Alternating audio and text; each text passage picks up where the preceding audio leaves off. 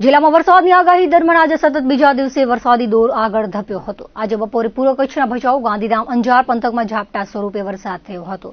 પશ્ચિમ કચ્છના નખત્રાણા અને ભુજ પંથકમાં પણ મેઘાડંબર વચ્ચે ઝરમર અને ઝાપટા સ્વરૂપે વરસાદ થયો હતો। 3 દિવસના વિરામ બાદ ફરી મેઘરાજાએ નખત્રાણા તાલુકામાં ઝાપટા વરસાવ્યા હતા। ખેડૂતોના માલધારીના જીવ તાળવે ચોંટ્યા હતા। મંગવાડામાં વરસાદ ખાબકતા રસ્તાઓ પર પાણી થઈ ગયું હતું। ઉપરાંત રોહા, કોટડા, જીયાપર, મોથાળા સહિતની પટ્ટીમાં વરસાદ થયો હતો। નખત્રાણા તાલુકામાં સવારે ઘનઘોર વાદળોની હાજરી વચ્ચે ક્યાંક ઝરમર તો ક્યાંક હળવા ઝાપટારૂપી વરસાદ પડ્યો હતો।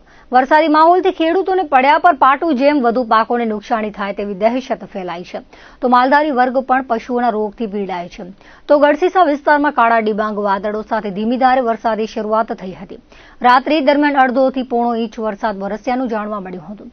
3 દિવસના ઉઘાડ બાદ પુનઃ વરસાદ શરૂ થતા ધરતીપુત્રો મૂંઝવણમાં મુકાયા છે અને લીલા દુષ્કાળની દહેશત સેવાઈ રહી છે।